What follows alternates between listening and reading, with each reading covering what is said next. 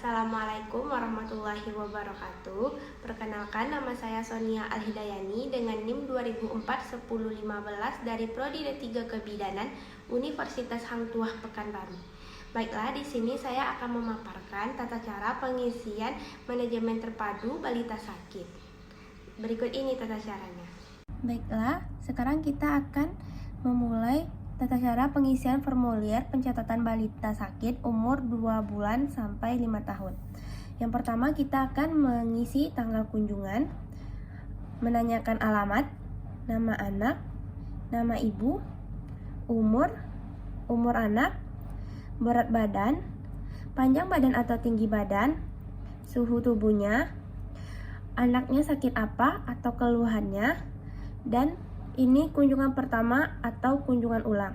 Jika kunjungan pertama, kita checklist di kunjungan pertama. Jika ini kunjungan ulang, lalu kita checklist di kunjungan ulang. Selanjutnya, memeriksa tanda bahaya umum. Tanyakan kepada ibu, apakah anak tidak bisa minum atau menyusu, tidak memuntahkan semuanya seperti makanan atau minuman yang dia konsumsi, kejang, gelisah, letargis atau tidak sadar, ada stridor, biru, dan ujung tangan dan kaki pucat dan dingin. Jika salah satu dari tanda bahaya umum ini terdapat pada anak tersebut, maka perlu mendapatkan penanganan segera dan dituliskan pada klasifikasinya, yaitu penyakit sangat berat, dan tindakan atau pengobatannya dituliskan sesuai dengan bagan MTBS. Contohnya, jika anak ada stridor, maka ditulis pada tindakan atau pengobatannya, yaitu bila ada stridor, sianosis atau ujung tangan dan kaki pucat dan dingin, berikan oksigen 3-5 liter per menit melalui nasal prong dengan perangkat oksigen standar. Selanjutnya, tanyakan apakah anak batuk atau sukar bernapas. Jika ya, checklist ya. Jika tidak, checklist tidak. Lalu kita lanjutkan ke pertanyaan selanjutnya. Jika ya, kita tanyakan berapa lama anak tersebut batuk. Lalu hitung nafas dalam 1 menit. Ada berapa kali nafasnya. Selanjutnya, apakah nafas cepat, ada tarikan dinding dada ke dalam, ada wheezing, atau selanjutnya kita hitung saturasi oksigen anak. Contoh, jika anak terdapat gejala tarikan dinding dada ke dalam atau saturasi anak kecil dari 90%, maka klasifikasinya dibuat pneumonia berat. Lalu tindakan dan pengobatannya adalah berikan oksigen maksimal 2-3 liter per menit dengan menggunakan nasal prong, beri dosis pertama antibiotik yang sesuai, setelah itu rujuk segera. Berarti setelah jika pneumonia berat, kita tidak akan melanjutkan ke pertanyaan selanjutnya. Lalu jika nafas anak tersebut cepat, maka itu klasifikasinya dibuat dengan pneumonia, dan tindakan atau pengobatannya bisa diberikan amoxicillin 2 kali sehari selama 3 hari atau 5 hari. Dan tindakan lainnya bisa dilihat pada bagan MTBS. Lalu jika tidak ada tanda-tanda pneumonia berat maupun pneumonia, klasifikasinya dibuat batuk bukan pneumonia. Lalu penanganannya bisa dilihat di tindakan atau pengobatan yang ada di MTBS. Selanjutnya, tanyakan apakah anak tersebut diare. Jika ya, centang ya. Jika tidak, centang tidak. Jika ya, tanyakan berapa lama anak tersebut diare. Apakah ada darah dalam tinja. Lalu periksa keadaan umum anak, letargis atau tidak sadar, rewel atau mudah marah. Selanjutnya, apakah matanya cekung. Lalu beri anak minum. Lihat apakah anak tidak bisa minum atau malas minum, ataupun haus minum dan minumnya dengan lahap. Selanjutnya, cubit ke kulit perut. Lihat apakah sangat lambat, lebih dari 2 detik, atau lambat masih sempat terlihat lipatan kulit. Jika gejalanya terdapat 2 atau lebih tanda-tanda berikut seperti letargis atau tidak sadar, mata cekung, tidak bisa minum atau malas minum, cubitan kulit kerut sangat lambat, kita tuliskan di klasifikasinya yaitu diare dehidrasi berat.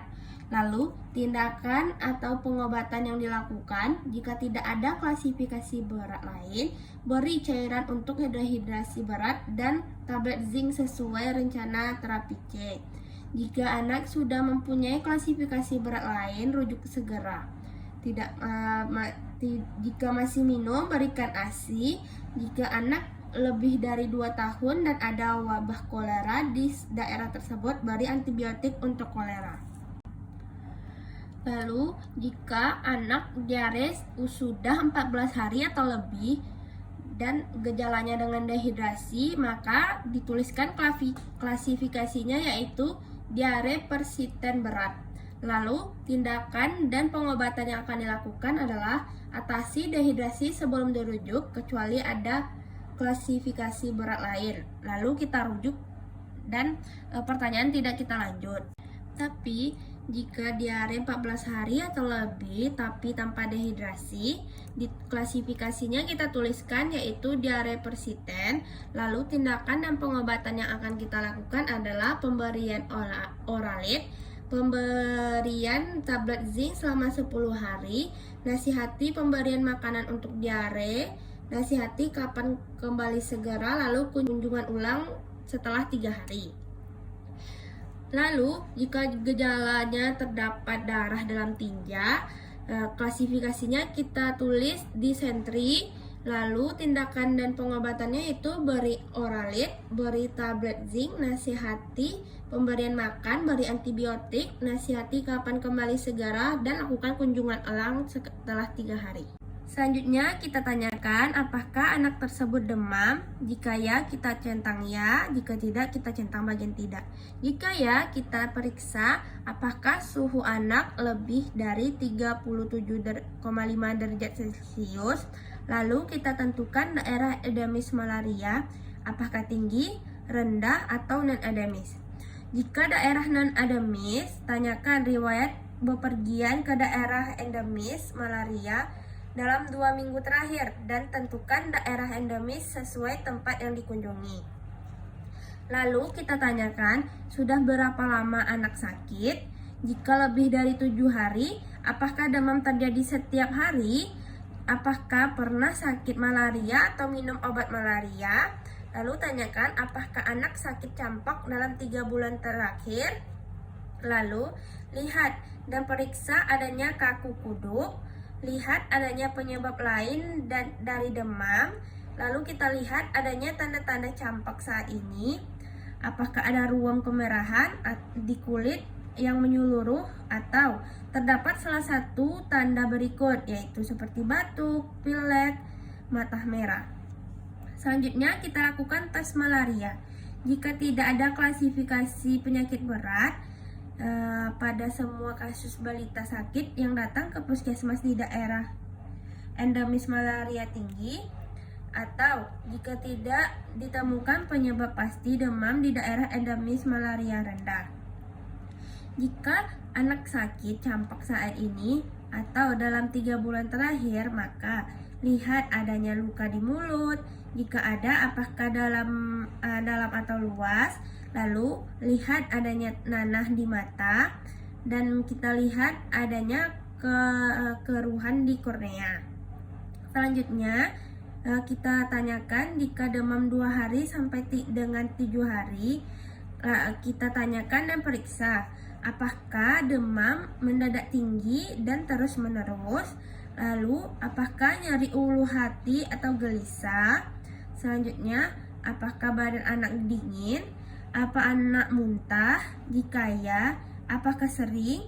Apakah muntah dengan darah atau seperti kopi? Selanjutnya, apakah berak berwarna hitam? Apakah di sekitar Anda ada yang terinfeksi DBD. Lalu periksa tanda-tanda shock, ujung ekstremitas teraba dingin dan nadi sangat lemah atau tidak teraba. Lalu kita lihat adanya perdarahan di hidung atau gusi atau bintik perdarahan di kulit. Lalu kita peteki sedikit dan tidak ada tanda lain dari DBD. Lakukan uji Tomicat. Jika mungkin, hasil uji Tomicat apakah positif atau negatif. Jika peteki sedikit tanpa tanda lain dari DBD dan uji Tomicat tidak dapat dilakukan, klasifikasi sebagai DBD. Baiklah, untuk klasifikasi, jika terdapat gejala tanda bahaya atau kaku kuduk, berarti klasifikasinya kita buat penyakit berat dengan demam. Lalu jika terdapat gejala demam pada suhu lebih dari 37,5 derajat Celcius dan mikroskopisnya positif atau RTD-nya positif, maka tergolong ke malaria. Lalu jika gejala mikroskopitis negatif, RTD negatif dan ditemukan penyebab lain dari demam, maka klasifikasinya kita buat demam mungkin bukan malaria. Lalu jika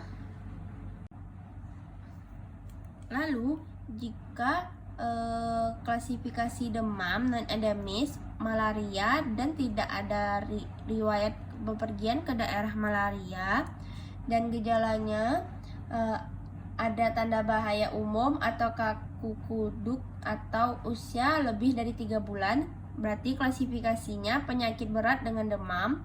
Jika tidak ada bahaya umum dan tidak ada kaku kuduk, berarti demam bukan malaria. Lalu jika ada tanda bahaya umum atau jika ada tanda bahaya umum atau adanya kekeruhan pada kornea mata, lalu ada luka di mulut yang dalam dan luas, maka klasifikasinya kita buat campak dengan komplikasi berat. Lalu jika gejalanya ada nanah pada mata atau ada luka pada mulut, maka klasifikasinya yaitu campak dengan komplikasi pada mata dan mulut. Lalu jika campak sekarang atau dalam waktu 3 bulan terakhir, maka itu adalah klasifikasi campak. Dan penanganan atau tindakan yang akan dilakukan bisa dilihat di MTBS. Selanjutnya kita akan menanyakan kepada ibu apakah anak mempunyai masalah telinga. Jika ya, kita checklistkan ya. Lalu kita tanyakan apakah ada nyeri di telinga, apakah rasa penuh di telinga, adakah cairan atau nanah keluar dari telinga, jika ya berapa hari. Lalu kita lihat adanya cairan atau nanah keluar dari telinga dan kita raba adanya pembekakan yang nyeri di belakang telinga. Lalu jika terdapat gejala pembekakan yang nyeri di belakang telinga, berarti klasifikasinya kita buat mastoiditis dan tindakannya yaitu beri dosis pertama antibiotik yang sesuai, beri dosis pertama paracetamol untuk mengatasi rasa nyeri, dan kita lakukan rujukan segera. Jika gejalanya terdapat nyeri telinga atau rasa penuh telinga atau tampak cairan nanah keluar dari telinga selama kurang dari 14 hari, maka termasuk adalah infeksi telinga akut. Dan kalau tampak cairan nanah keluar dari telinga lebih dari 14 hari, maka termasuk infeksi telinga kronis. Lalu, jika gejalanya tidak ada nyeri telinga dan tidak ada nanah keluar dari telinga, maka klasifikasinya tidak ada infeksi telinga. Selanjutnya, memeriksa status gizi. Lihat apakah anak tampak sangat kurus. Selanjutnya kita lihat dan raba adanya pembekakan di kedua punggung kaki atau tangan. Lalu kita tentukan berat badan menurut panjang badan atau tinggi badan. Lalu tentukan lingkar lengan atau lila untuk anak umur 6 bulan atau lebih. Lalu jika BB menurut panjang badan atau tinggi badan kecil dari 3 SD atau lingkar lengan atas kecil dari 11,5 cm. Periksa komplikasi medis. Apakah ada tanda bahaya umum? Apakah ada klasifikasi berat? Jika tidak ada komplikasi medis, nilai pemberian ASI pada anak umur kecil dari 6 bulan. Apakah anak memiliki masalah dalam pemberian ASI? Klasifikasinya kita lihat apakah ada gejala terlihat sangat kurus, ada edema pada kaki atau tangan, berat badannya kurang dari -3 SD atau nilainya kecil dari 11,5 cm, dan terdapat salah satu dari tanda bahaya umum, klasifikasi berat, masalah pemberian ASI, maka klasifikasinya kita tuliskan gizi buruk dengan komplikasi. Lalu tindakan dan pengobatannya yaitu beri dosis pertama antibiotik yang sesuai, berikan vitamin A, cegah gula darah tidak turun, hangatkan badan, lalu kita lakukan rujukan segera.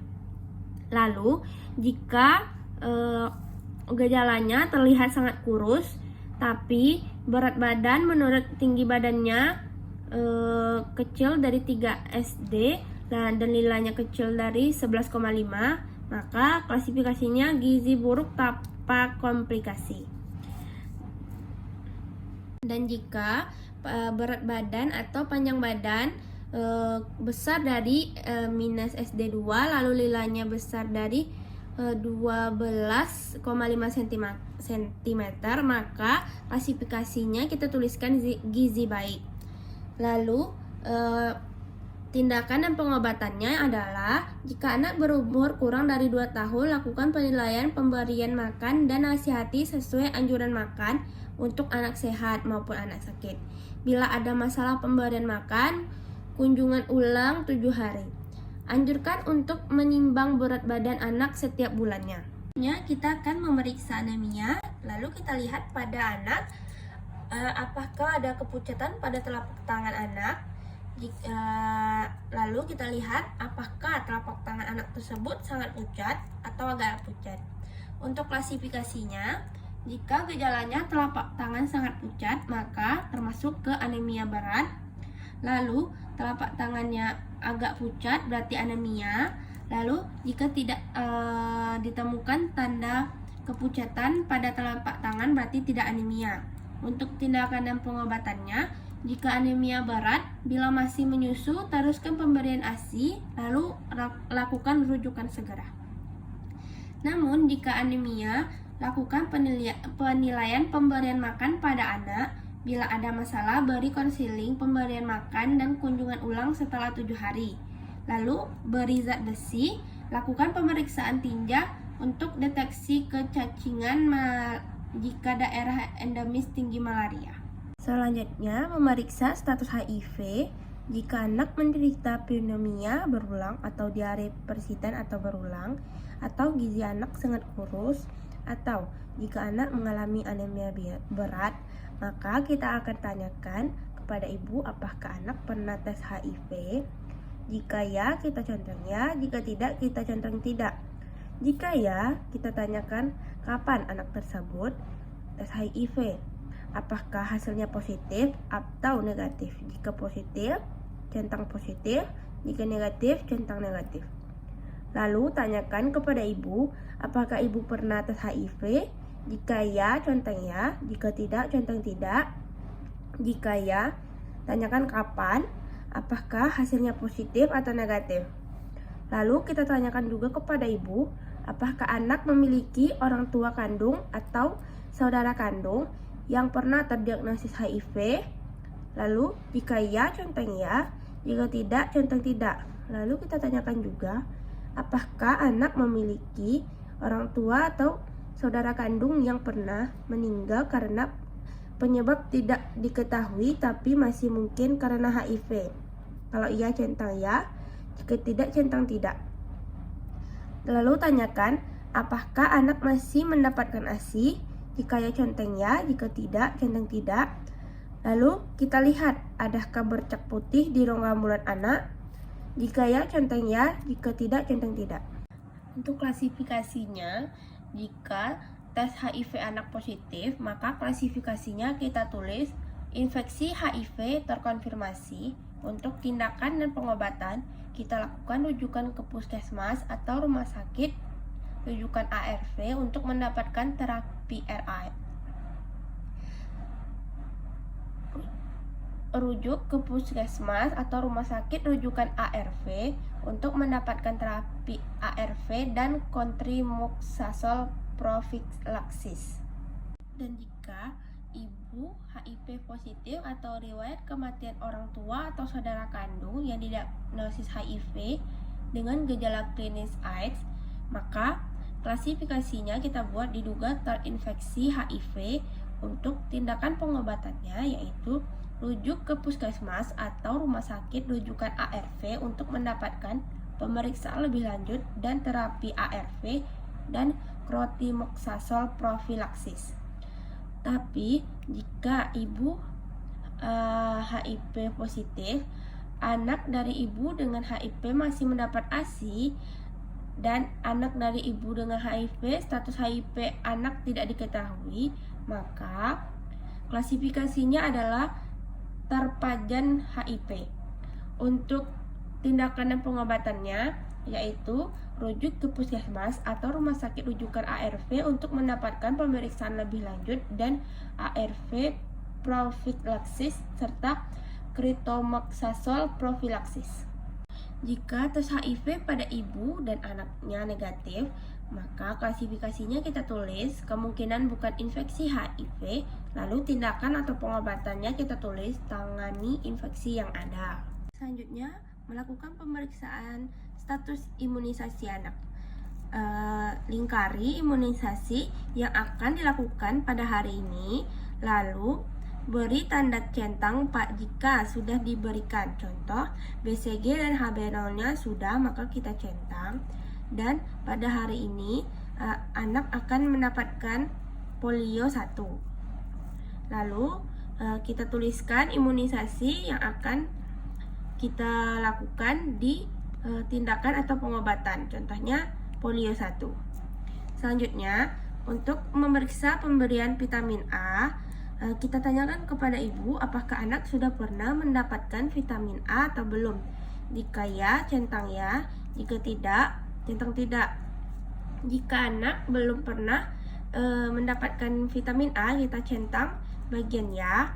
Lalu pada tindakan kita berikan vitamin A hari ini ya atau tidak. Jika ya, centang ya. Jika tidak, centang tidak. Berikan vitamin A sesuai dengan usia anak. Menilai masalah atau keluhan lain.